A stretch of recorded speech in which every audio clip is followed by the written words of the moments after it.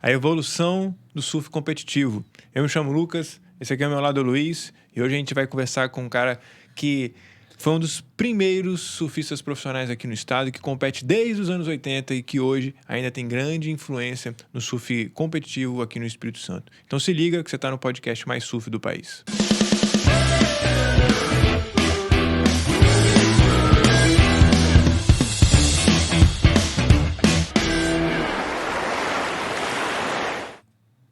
Maravilha! Mais um episódio aqui do nosso programa, do podcast mais surf do país. E hoje ao meu lado aqui o Luizão. Obrigado, Luizão, por estar participando aí. Aloha, beleza, o cara do Aloha. Para quem não sabe, ele participou aqui com a gente lá no episódio, algum episódio aí, se você rolar aí, você vai encontrar. Inclusive, vou deixar aqui embaixo na descrição. Você vai poder assistir o episódio que a gente entrevista, a gente fala mais um pouco da história dele, do trabalho dele dentro do Surf Guru, de reiki, de Bitcoin, e aí você vai aprender pra caramba lá. E, Luizão, quem é que a gente tá aí? Você tá bem? Tudo bem, tudo ótimo. Amarradão, altas zonas hoje. Então... Alta zona, né? Pegou alta zona.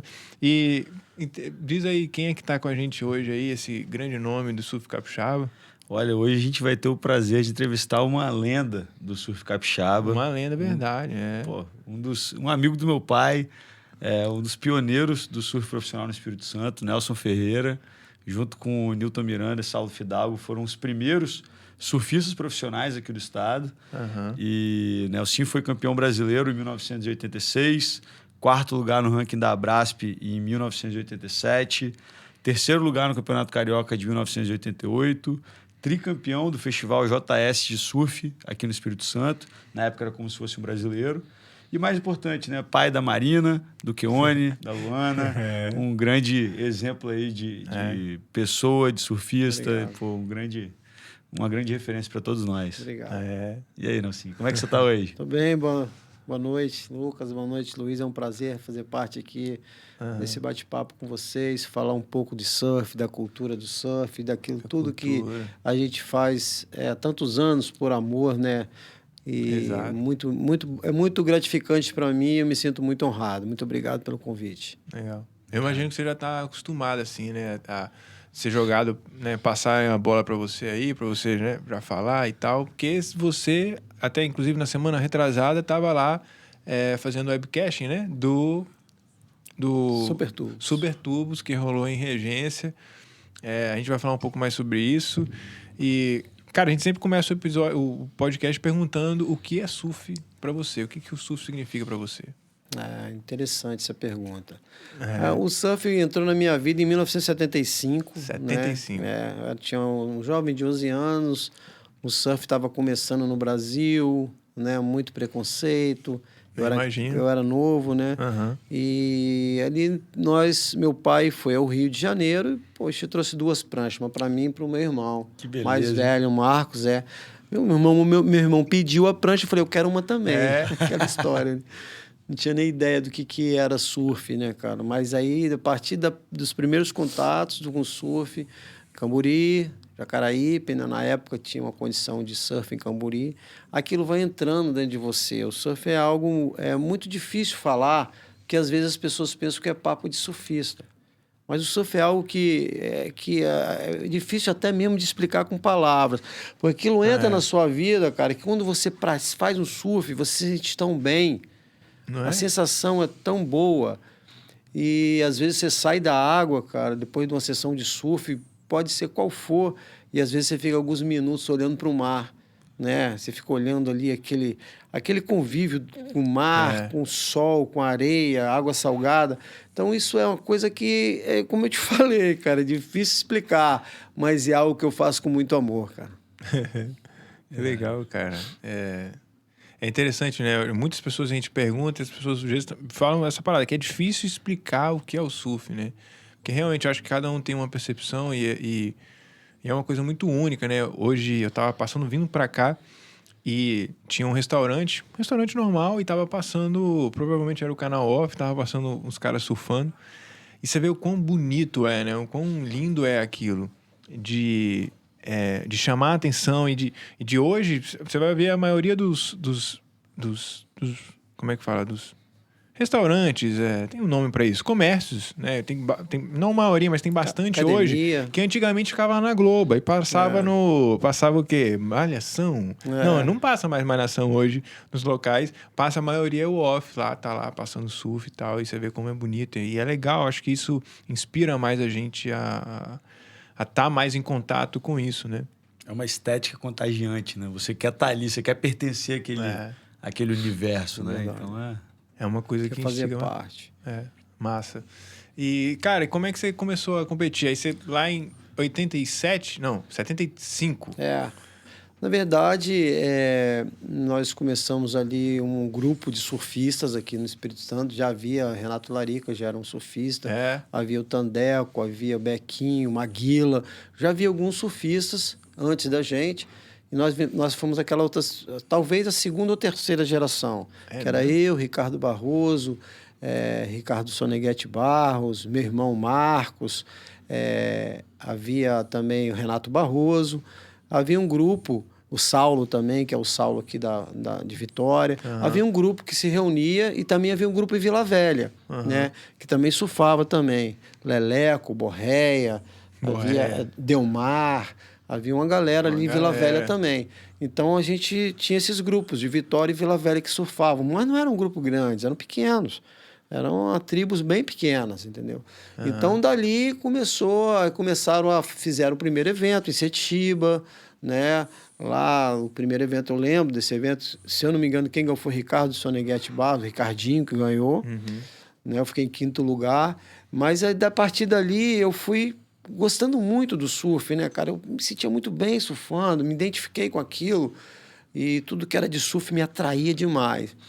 Aí eu comecei a me dedicar mais e aí começou as organizações. Rodrigo Lima começou a organizar o Surf no Espírito Santo, junto com o Anderson Fidalgo, o Gordo de Vila Velha. Começaram a fazer os eventos, começaram a organizar o surf ali nos primórdios mesmo, que eram festivais também. Barra do Jucu, em 78, 79, houve um campeonato lá que deu mais de 5 mil pessoas na praia. Existem fotos bem interessantes dessa época. Era uma forma de juntar. Atraía muita gente. Atraía muita gente. E ali Paulo Sérgio ganhou, Paulo Sérgio Bonino, né? Foi o grande campeão ali. Foi um excelente surfista também. Tudo capixaba. Que agora ele é mergulhador, né? Então, ele brilhou muito no mergulho também, né? Hugo Caiado também foi um grande surfista. Fábio Borgo também fez parte dessa... São ainda grandes surfistas, São ainda, né? São ainda. Todos que não pararam de surfar ainda. Então, ali começou os campeonatos. Eu, muito dedicado, eu gostava de competir. Sempre gostei de... Meu pai foi um competidor. Meu pai competiu natação, competiu basquete, competiu tênis. Meu pai era um atleta na faculdade e até pouco tempo ele é um grande nadador, né? De longas distâncias. É um senhor de idade, mas que nadou muito. Então, eu tinha essa coisa no sangue, né? Tanto é que quando o Rico veio na minha casa, o Rico de Souza foi o meu grande mestre no surf, né? Que me viu novo e falou, poxa, esse rapaz eu vou ajudá-lo. E com toda a orientação do Rico, que foi muito legal para mim, porque o Rico é um ícone do surf brasileiro, né? Então, eu chegava e eu tinha o Rico como meu grande mestre, meu grande padrinho. Então, eu não chegava sozinho. Eu comecei a conseguir meu espaço, porque o Rico abriu muitas portas para mim, né? Que ele chegava nos eventos e eu não ficava lá no canto e ia correr na bateria. Não, ele chegava e me apresentava para os head judges, para os juízes. Esse é o Nelson do Espírito Santo e tal. Conversa com ele, Nelson, vê o que eles estão avaliando melhor e tal. E eu comecei eles começaram a me olhar, entendeu? A me ver, sabe? Me ver diferente. Aí eu fui conseguindo resultado, sempre conseguia bons resultados. E fui entrando nesse caminho aí de competição, porque quando eu era jovem ainda, teve um pequeno desentendimento em casa com meu pai sobre o que eu ia fazer. Imagina. Ele falou, você precisa estudar e fazer faculdade. Eu falei, pai, eu vou surfar. Você não vai surfar, você tem que estudar. Eu falei, pai, eu quero surfar. Então você vai surfar. Então, a partir daquele momento ali, foi bom, mas foi ruim. Foi bom pelo seguinte, me deu mais disposição, mais garra para conseguir resultados em campeonato, ir atrás de patrocinadores e conseguir viver realmente do surf, que era o que eu queria. O que eu queria era ficar mais tempo surfando. Naquela época devia ser desafiador. O que eu queria era ficar mais tempo surfando, cara. Então, para mim ficar mais tempo surfando, eu tinha que arrumar um dinheiro, eu tinha que me sustentar. Apesar de morar em casa, ter tudo, né, do bom e do melhor, no caso dos meus pais, o meu pai falou bem assim, a partir de hoje você vai e se vira nos 30. Aí eu fui bom, porque aquilo colocou fogo na lenha, né? Eu precisava de resultado e eu fui conseguindo resultado. Interessante, cara. Tem gente que se colocar numa condição dessa, ele afrouxa, né? É o famoso aperto que ele peida, e aí apertava e peidava. Você não, isso te deu mais força. E isso sempre... Meu pai sempre foi uma pessoa que sabia muito lidar com isso, né, cara? Que ele foi competidor. Uhum. Então ele sabia botar a gente do jeito, né? A gente não constrói um bom atleta jogando confete nele, cara. Entendeu? É ruim. É verdade. Você, né, Luiz, você causa um problema. O cara tem que saber o momento ali de ser tocado para despertar nele aquele... Melhor versão, né? Para competição, né? Sim. Para competição. Então, tive Legal, essa cara. passagem com o Rico, né? Que eu sou muito grato a ele. Fiquei muitos anos na equipe Rico. Depois eu fui para a equipe Cristal Grafite. Fui chamado, né, pelo Beto Santos, que é o meu amigo até hoje. Passei também mais de 10 anos na Cristal Grafite e Billabong. Foram meus patrocinadores, né? Na melhor época minha de surf. Massa. Pô, que irado. Que irado. E você conseguiu, naquela época, que era um momento tão inicial do surf profissional, viver do surf e aí, hoje em dia, até hoje, você é um profissional do surf, né? Sua vida inteira gira em torno disso, né? E conta pra gente, assim, um pouquinho de como que foi viver do surf e depois fazer um pouco dessa transição vivendo o surf de outras formas, né? Vale ressaltar uma coisa interessante que como você falou, né? Sou pai da Marina, do Keone e da Luana. E eu casei com uma mulher, cara, minha esposa Andréia. Ela é uma mulher que quando eu era jovem, competia, ela ficava na praia de manhã até o sol baixar, cara. E até hoje ela tá na praia direto, a gente sempre se Então ela é uma encontra. companheira, assim, muito companheira minha. Uma pessoa que sempre participou nos altos e no baixo. Porque quando você compete, cara, você tem uns momentos, que você...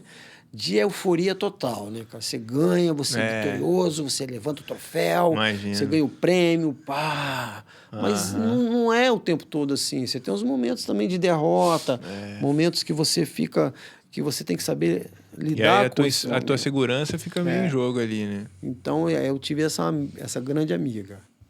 Legal. Sempre do lado. Eu ia até ia te perguntar isso, assim, se você teve algum momento que você pensou em desistir e que foi difícil e tal. Pois cara, na época a gente colocava metas, eu botei metas, né, cara? Mesmo? Foi. Eu botei metas, por exemplo, 21 anos, eu tenho que ganhar um evento desses maiores que tem no Brasil. Se eu não ganhar, eu não vou prosseguir, não, cara, eu paro. Legal, você colocou uma condição, né? E eu me esforçava muito, cara. Uma pessoa muito esforçada, cara. Treino, e prancha e treino, só fazia isso, exercício para isso, entendeu? Eu era muito focado. E quando você consegue, cara, você virar, né? Você consegue, através dessa dedicação toda, desse treino, desse esforço, você fica muito, muito satisfeito, né, cara? Você fica com uma estima muito alta. E a questão do 21 anos, aí eu ganhei. 21 anos eu ganhei o carro, cara. Irado. Ganhei o carro, cara, lá no Paraná, praia lotada. Foi no Paraná. O carro lá em cima, cara. O carro lá em cima? O carro tava numa altura, assim, bem... Você tava quase levantando o carro. Não, eu nem sabia, brother. Eu falei, eu tava ali lutando, mas não esperava que ia ganhar. 300 cabeças. E a praia lotada, a galera me carregou no final, Não, eu fui lá e venci. Falei, consegui, né? 21 anos. Aí depois, o que acontece, que vai acontecendo, que você vai chegando com mais idade, você começa a ter outras responsabilidades. Eu ia casar, entendeu? Com a Andréia. Então eu tinha que ter um plano de como ia sair do surf e continuar vivendo do surf, mas tendo uma renda, trabalhando e tal. Então eu parei cedo, né? Eu parei de competir com 27 anos profissionalmente, competi 10 anos profissionalmente, de 17 aos 27. 27 eu parei, fui campeão capixaba, parei e tinha uma loja, eu tive loja, chamava Laguna. Tive 3 lojas no Shopping Vitória, na Praia do Canto e no Boulevard. Legal. Trabalhei 10 anos com a loja, fui representante. Isso foi também. depois de você sair e você começou Quando as eu parei, lojas? Quando eu parei, eu fui representante de surf, representei a Billabong, Cristal Grafite, Hip Legal. Cool, várias marcas de surf. Mas o meu objetivo era fazer a loja, eu tinha isso desde o início. Falei, pô, eu vou competir, né? Vou juntar um recurso, quando eu estiver parando, eu faço uma loja. Fui representante, né? Fui representante. Com a representação, consegui ganhar dinheiro, fiz a loja e fui caminhando, né? Dentro do surf. Mas isso tudo programado. Só que Legal, o comércio no Brasil, cara... É desafiador pra caramba. É muito sazonal. É algo que o cara que... Eu vejo as pessoas que têm 40, 50 anos de comércio, eu falo, gente, bate aqui, meu irmão, você é um monstro. Conseguiu passar por todas essas turbulências. Aí a loja, né, teve planos e tal, aquela coisa no Brasil igual agora, né? Teve essa confusão, quebrou um monte de gente e nessa também, Rolou uma crise dessa lá e você fechou? Rolou atrás, fechou tudo. E aí continuei trabalhando de representação, sempre ligado com surf e tal. Depois fui da federação, né? E sempre ligado. Meus filhos todos surfam, né? Meu filho competiu, né? Foi campeão em várias categorias, estadual, né? Amador, né? Iniciante, mirim, júnior. Legal. E é isso. E hoje nós temos um projeto, eu e o Newton Miranda, que era meu grande adversário, mas nunca foi... Nós sempre fomos amigos. A gente conhece antes do surf, que a gente morava no mesmo bairro. E Newton chegou da Califórnia com uma ideia legal, que ele ficou na Califórnia 2 anos, ele estava sempre em Huntington, vendo os campeonatos, e via que os campeonatos ali das categorias de base era algo que muito interessante, que reunia as famílias, reunia os meninos novos. Então, era uma maneira de você... Fomentar a cultura. Fomentar comércio, os novos competidores também, os novos ídolos, os novos surfistas, né? Então, ele chegou da Califórnia, me chamou, Nelson, pô, o que a gente pode fazer? Eu falei, pô, a gente pode reativar a associação e fazer um trabalho. Então, nós começamos um trabalho agora, esse ano, do Vitória Surf Clube, que é uma entidade de 1984, uma das mais antigas, a associação mais antiga do Espírito Santo. Uau! 84, Luiz, bem antigo. Antes da gente nascer. Nós estávamos lá fundando lá, tem lá o nome dos fundadores lá. Hoje, os fundadores do Vitória Surf Clube é muito legal, hoje são médicos, dentistas, juiz, sabe, pessoas bem-sucedidas, bem legal, cara, galera que lá atrás, né? Maneiro. E nós estamos com essas, voltando às atividades, vamos fazer o circuito agora, né? Vitória Surf Clube, 3 etapas, outubro, novembro e dezembro. Legal. Fechado já, tudo certinho, primeira 23, 24 de outubro agora.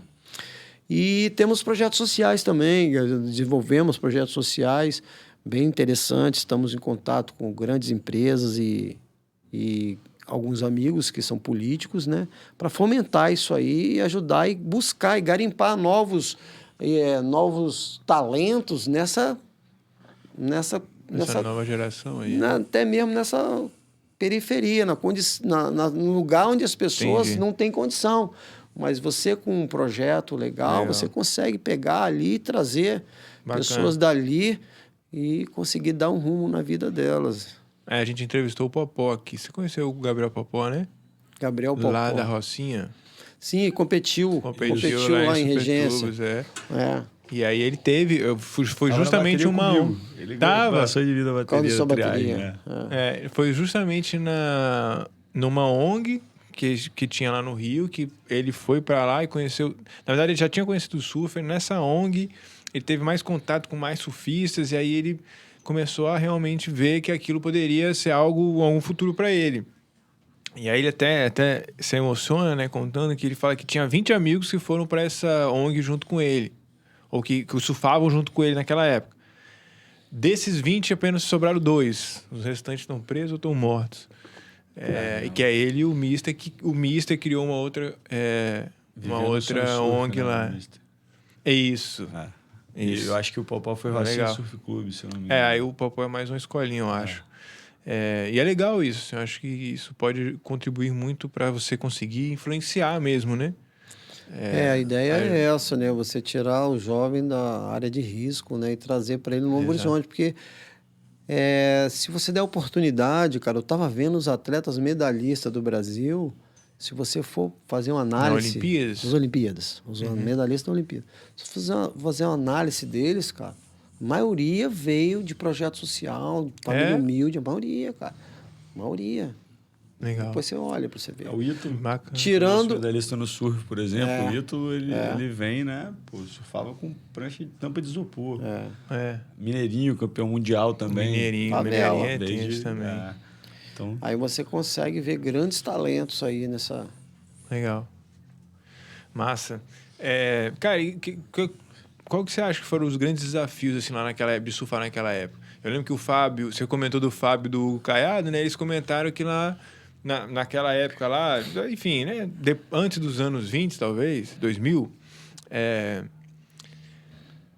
pelo menos não tinha rodossol, então você não conseguia chegar lá no Tropical. Na verdade, o Setiva você conseguia, né? Era mas aí você tinha que passar por negócio, mas assim...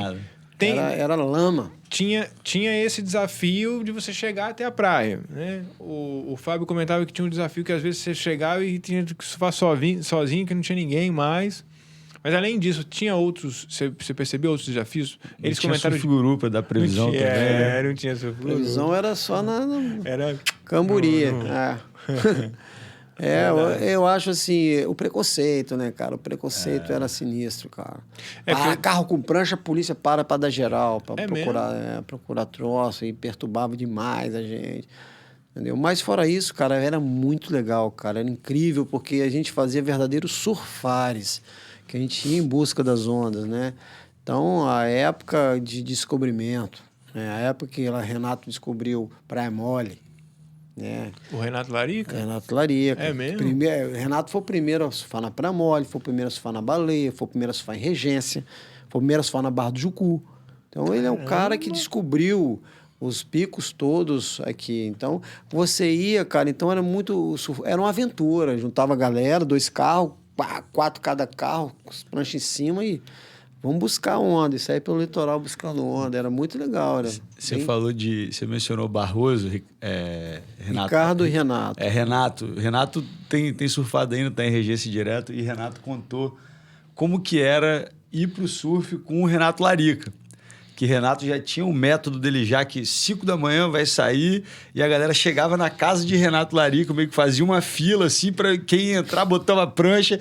Quando ele saía, quem tivesse no carro ia no porta-mala, e eu acho que vocês são da 2ª, 3ª geração, meio que ia de carona com ele, não é? Como é que é? Não, eu não cheguei aí muito com o Renato, não. Eu tinha... A Renato era uma pessoa... Ele é um pouco mais velho, né? Mas a turma minha era meu irmão, Ricardinho, Ricardo e Renato Barroso, e o Saulo, que é o Saulinho que está surfando hoje aí também, aí, surfa direitinho. Surfa bem. Surfa direitinho. Legal. Surfa bem. A gente tinha essa turma, aí tinha outras turmas também, né? Mas o Renato era uma turma um pouco mais... mais experiente. Mais experiente. O pessoal mais chato, assim, tá vendo? Mais velho, mais exigente, tranquilo, não? Não tinha, não. Tinha a Kátia, eu lembro muito da Kátia. A Kátia marcou muito, porque ela foi a primeira surfista mulher, ela sempre surfava muito bem. A Kátia é uma artista hoje, uma compositora, né? Então, ela eu lembro muito dela surfando, que às vezes tinha aqueles mais setiba, grande, né, lá atrás. Ela estava sempre dentro d'água. Então, eu lembro muito dela. Eu era garoto, 12 anos, 13 anos, eu era uma criança, assim, um adolescente, né? Eu lembro desses momentos, assim, que foram bem legais. Maurício também surfava. Júlio Freitas. Tem vários surfistas bem interessantes que surfavam muito bem, cara. Ainda surfam, né? Você acha que as pranchas lá naquela época eram... Dava pra gente conseguir surfar bem, assim? Tipo, de Pois você é. fazer a linha, ou o surf acabou meio que mudando, né? Até porque mudou o equipamento, você conseguia fazer manobras diferentes. Qual era a vibe da galera do surf lá? Porque hoje a galera jogar aéreo, né? Hoje pegar as tubão manobras de- são aéreas, né? As manobras são bem aéreas da evolução do surf, Aham. né? Mas é contado também o surf de borda, né? Que são chamado power surf, que também é valorizado também.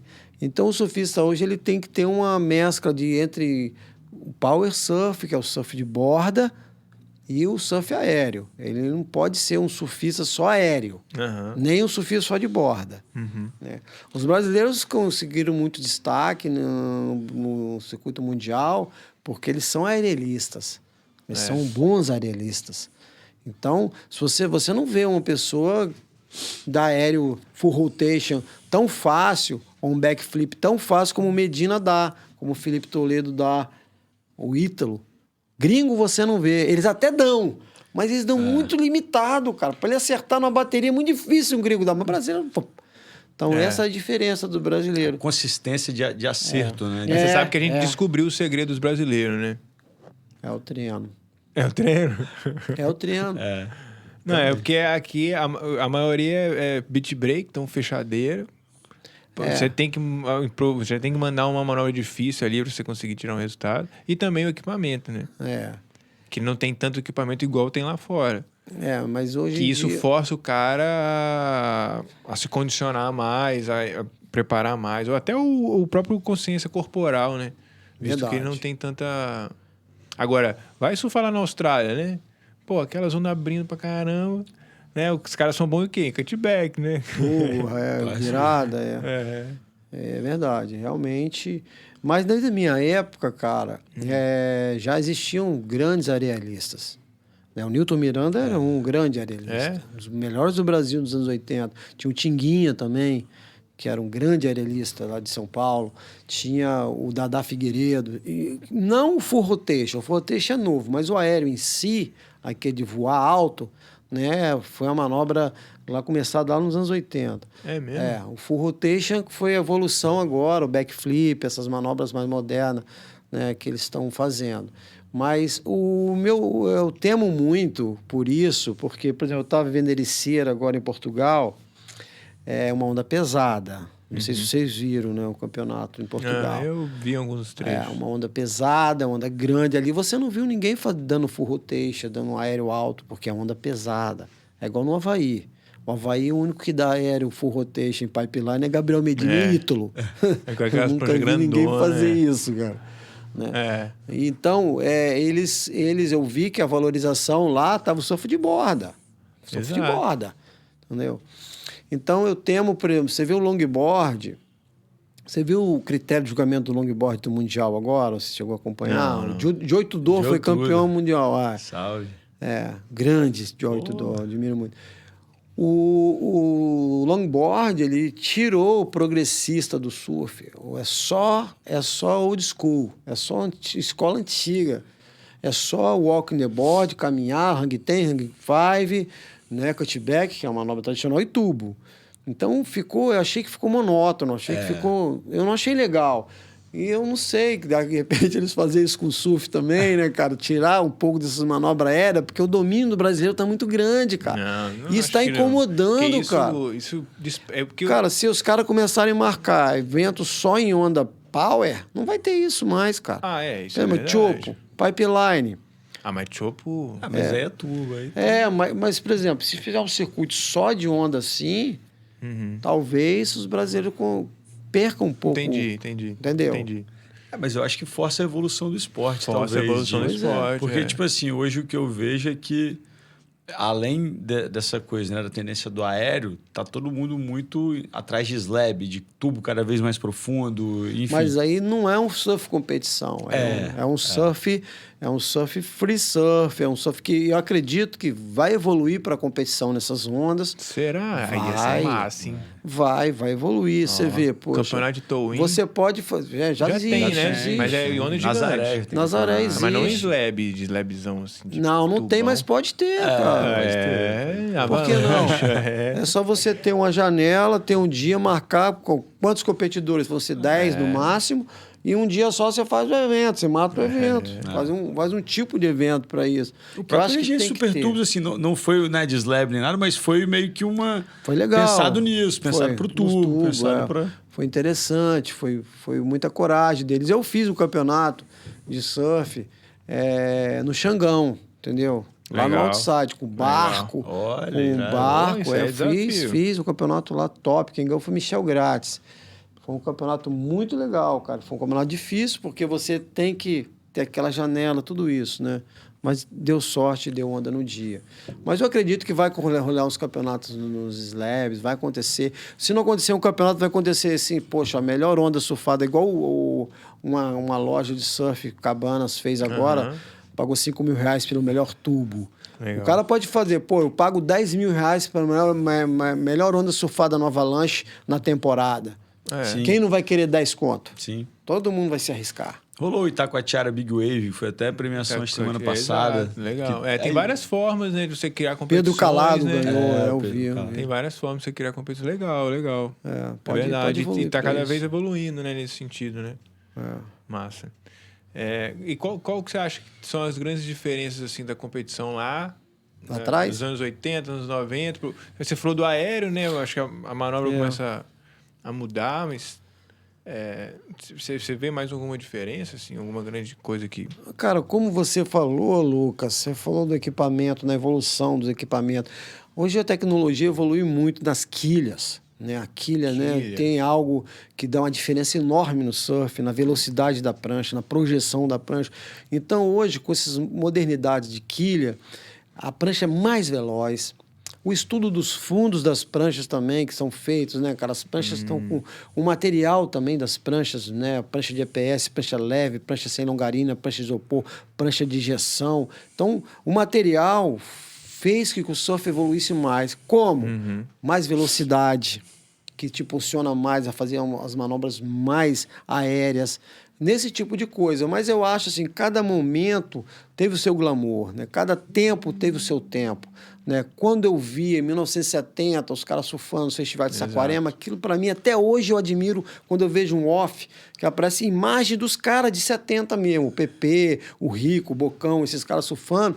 Eu acho muito lindo, eu gosto porque foi uma parte da minha infância, né? Legal. Tem as músicas que tocam, então aquilo te troca. Aí teve a parte do nosso tempo, de 80, 90, aí teve a parte de 2000 tal, e tá a evolução, uma evolução. Uma coisa que eu acho assim que às vezes incomoda a mim é comparar gerações distintas, entendeu? Eu acho isso, você não se compara gerações com hiato de 30 anos. 35 anos. Você não pode, eu acho que você não deve comparar, porque cada um brilhou no seu tempo, cada um teve o seu valor, cada um teve sua valorização no tempo em que surfou, que foi campeão ou que foi qualquer outro esporte, entendeu? Eram contextos bem diferentes, né? O contexto de 70, 80 é muito diferente do contexto atual e eu acredito que o que foi feito na década de 70, 80, 90 foi fundamental para hoje a gente estar vivendo o que a gente está, né? Do Brasil ser o país do surf, da gente ter essa evolução na cultura do surf, né? Porque a gente saiu de um país, como você falou lá atrás, onde o surfista tinha um preconceito. Pô, minha mãe não gostava que eu surfava, apesar do meu pai ter surfado, ser meu maior apoiador, mas minha mãe falava, não, pô, vai jogar tênis. Enquanto hoje em dia o que a gente mais tem é pai e mãe querendo botar o filho para surfar, a geração Medina. Então, acho que esse contexto também é importante, né? Que a geração de vocês foi fundamental para a gente estar onde a gente está hoje, né? Inclusive, vocês são pais de filhos surfistas, né? Você falou, todos os seus filhos surfam. É legal que a gente vê muito, assim, a ideia do futebol, né? O futebol era muito influente, né? Toda criança talvez tinha uma bola em casa, né? você já nasce... Não, você vai ser flamenguista. Né? É engraçado, eu me lembro quando eu era mais novo, né? Eu me perguntava, será que tem alguém que não tem um time? Você já parou para pensar isso? Eu não me lembro se tinha alguém que não tinha time. Né? E aí, hoje, apesar de que a gente não tem time, né, no surf, mas cada vez mais a gente está encaminhando para que cada criança tenha um skate que simula uma onda, simulador de surf, ou tem uma prancha, ou seja, um bodyboard, alguma forma que ele consiga ali se divertir através do surf, né? Você falou uma coisa interessante, porque lá em casa, né, eu sempre fui surfista, nunca joguei bola. O Nilton Miranda não, o Nilton Miranda é craque no futebol. Eu não, eu nunca joguei bola, horrível. Então meu filho é igual. Aí lá em casa todo mundo só pega onda. E você não acredita, cara, que minha filha casou com um jogador de futebol, profissional, um craque, que um dia foi lá em casa, bateu na porta e falei, pô, quem é esse cara, bro? Aí o cara, jogador de futebol. Eu falei, caramba. Jogador de futebol. Oi, tudo bem e tal, quero namorar sua filha e tal, meu nome é Ramon, papapá, contou a história dele. Eu falei, pô, olhei pra minha filha, eu falei, minha filha, você tem que perguntar a ela. Mas, pô, meu genro hoje, gente boa pra caramba. Tá surfando. Tá surfando? Tá surfando, cara, apaixonado pelo surf, amigo do Luiz. Eu apresentei. O Luiz que apresentou, cara. Que o Luiz namorava uma grande amiga da Marina, que apresentou. O Luiz fez parte aí. Então, você vê, cara, que coisa. Aí eu comecei a observar o futebol, que eu não tinha nenhuma ligação. Comecei a assistir ele jogando. Entendi. Pô, e comecei a gostar, cara, que o cara tinha uma disposição, sabe? Aí comecei a me olhar pro futebol, né? De maneira diferente. Minha filha é casada com ele, parou de jogar, mas foi um grande craque do futebol, jogou na Europa, entendeu? Legal. Ramon, salve Ramon. Ramonzeira. Do surf. E tá surfando agora ele tá no surf. Cheio de prancha em casa. Irado. Ele mora na praia, mora no Recreio. Massa. Legal, aí uniu, né? Aí agora vai pra praia, joga altinha. Mas minha filha joga, eu tinha futebol, essas paradas. Eu não, eu continuo, eu e meu filho, continuamos horríveis nesse quesito bola. Entendi. E o que você acha hoje? Hoje vocês têm uma ONG, né? É uma ONG, né? Uma associação. E também você atua nessa área de... Você é quase que você é uma lenda, né? Como citado aqui do Surf Capixaba, e acaba sendo uma referência ou uma influência. Sempre quando tem algum evento, eu imagino que você está ali envolvido, as pessoas tentam te envolver. Eu sei que na Cabana, né? Você tem lá uma participação, eu lembro que você ter divulgado essa onda aí. Você é um dos avaliadores, né? Fui um dos juízes. A segunda vez, teve outro... Legal. E o que... A minha pergunta era em relação, assim, a sua relação hoje com as competições. O que você acha que hoje faz um surfista se destacar, assim, para ele poder ter essa vida profissional, assim, um surfista profissional? Pois é, cara, hoje, como o futebol, o surf tá muito difícil, né? Porque é muita gente, cara. A pessoa vê o Ítalo, o Gabriel Medina, o Felipe... Adriano Mineirinho, milionário, rico, com dinheiro, e acho que é fácil. Não é. É igual meu genro. Pô, é fácil você ser um jogador de futebol profissional? É muito difícil, porque é muita gente que quer. Então, depende de todo um trabalho de base, como nós estamos criando, depende de você olhar o talento, de aquele talento ter uma estrutura por trás que vai encaminhar ele, que vai direcionar ele, que vai ver a prancha dele. Então, é toda uma sequência de coisas, né?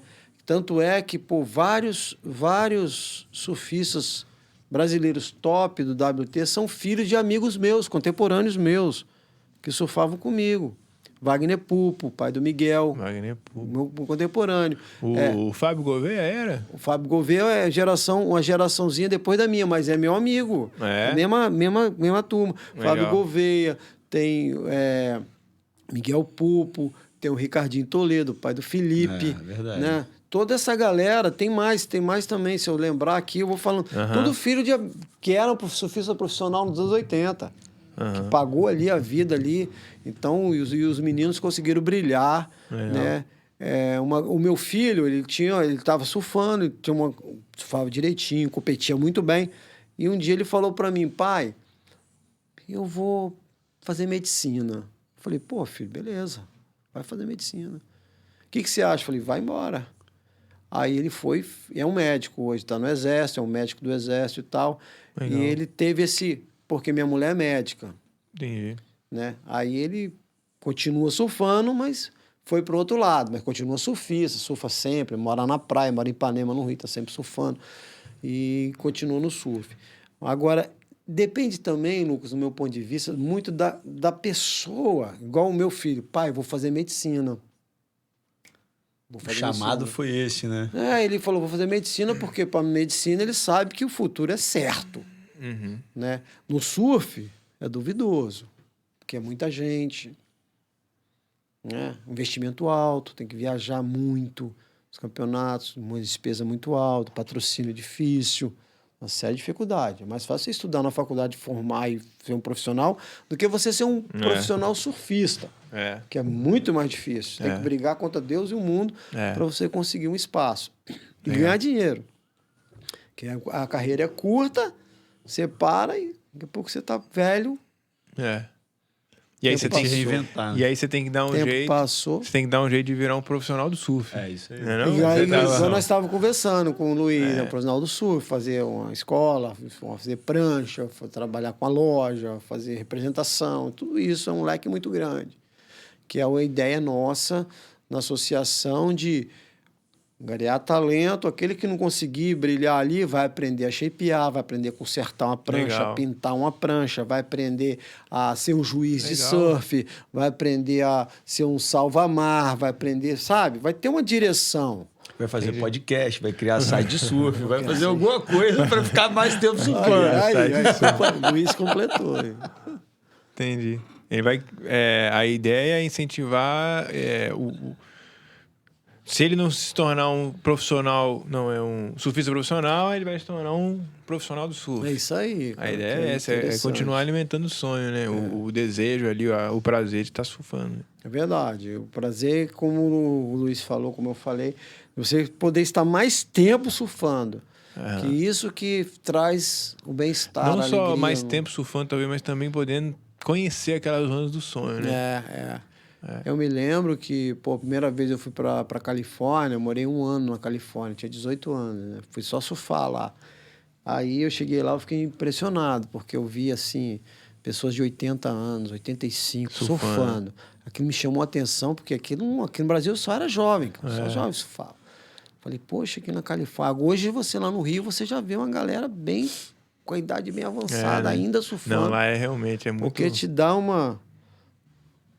estica, né, seu tempo de vida, porque traz mais saúde, faz bem, cara. Alegra a criança interior, né? Alegra a criança interior. Você se sente bem, né, cara?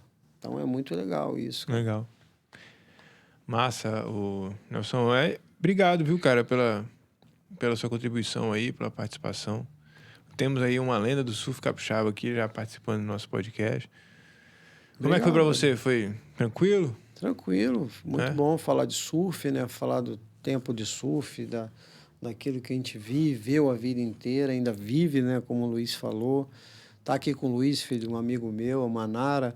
Então, é sempre gratificante. Eu tenho uma curiosidade, você falou que foi para Califórnia, você chegou a competir fora do país? Sim, sim. Na Califórnia, eu passei um período de 1 ano na Califórnia, eu competi vários eventos lá, cara. Ganhei um Long Beach Surf Contest em Huntington Beach, Golden West. Ganhei a categoria A, né? Tinha a categoria A e a categoria B. Eu ganhei a categoria A. Fiquei em 5º no campeonato da American Surf Association, também amador, lá em Church, perto de Trestles. Competi o Hang Ten Pro Contest também, que eu avancei várias baterias, quase cheguei no Homem Event, que era um homem a homem na época, né? E fui muito elogiado, cara, uma coisa interessante. Eu era um cara novo, que quem organizava esses campeonatos profissionais nos Estados Unidos foi Ian Kenzie e Peter Townsend. Peter Townsend foi o primeiro campeão mundial, 1976. E o Ian Keynes era um grande surfista australiano, que eles mudaram para Califórnia para desenvolver o surf na Califórnia, né? Os dois eram australianos? Era australiano. E desenvolveram o surf profissional na Califórnia com mais ênfase. E ele estava lá, cara, o Peter Town e o Ian Keynes. O Ian Keynes me chamou, né? Eu tava passando as baterias todas, cara. Um campeonato grande, bem legal, o Hang Ten Pro Contest. Eu fui passando as baterias e, fui tudo em primeiro lugar. Aí ele me chamou, falou, poxa vida aí, brasileiro bom, tal, me elogiou. Falou bem assim, maybe you go to the finals. Maybe you go to the finals. Aí falou, talvez você vai para final. Irado. Aquilo, fiquei alegre, cara. Um cara, foi campeão, o primeiro campeão do mundo, Peter Townsend. O outro Ian Keynes, uma lenda australiana. E eu ali, 18 anos ali, né? Mas eu não consegui entrar no main event, eu perdi na bateria, uma bateria antes. Mas passei várias baterias. Foi marcado. Você tem um porte físico que parece que se dá bem lá no Hawaii. Eu consigo pegar uma coisa que interessante, que eu consigo surfar ondas grandes e consigo surfar onda pequena também. Porque tudo, às vezes, as pessoas olham para pesado, não vai andar. Mas com treino e com equipamento, você consegue andar. Tudo é equipamento. Né? Você consegue andar. Massa. Legal. A característica marcante do Nelsinho é o flow, né? Sempre um estilo muito fluido, sempre muito... Lá em Setiba, a gente já pegou já surfou vários dias menores, assim, que, cara, sempre um flow incrível, assim. Muito... mais uma técnica mesmo, né? Legal. Mas eu tive no Hawaii algumas vezes, estive em Bali também algumas vezes, foi bem legal. Experiência muito boa, Bali é bem legal também. Massa. Obrigado, cara, pela participação aí, por ter dedicado um pouquinho do seu tempo aí, contar um pouco da sua história. Eu tenho certeza que é só o início aí de muitas construções dentro da associação, né? Quero poder entrevistar, trazer algumas pessoas aí da associação que o Newton é uma pessoa legal para você trazer. Imagino que vão vir muitos outros aí. Fico feliz de ver um movimento assim acontecendo aqui no estado. Imagino que vai contribuir muito para a vida de muitos adolescentes, muitos jovens aí. E é isso. Luizão, brigadão. É isso, valeu. Tem algo a dizer? Obrigado, Nelsinho. Sempre uma honra. Obrigado, Luiz. Valeu aí. E a gente vai se ver lá em Setiba, lá, pra gente pegar uma zona junto, ver aí seu flow. Vai ser um prazer. A gente tá sempre... Esse final de semana passado eu tava lá, tava legal. Tava, né? Setibinha. Setiba sempre lá. Esquerdinho no meio da praia. Quer encontrar o Nelsinho? Gulf, Fábio Bogo. Galera, é isso. A gente fica por aqui. Até o próximo episódio. Valeu! Valeu, gente. Valeu.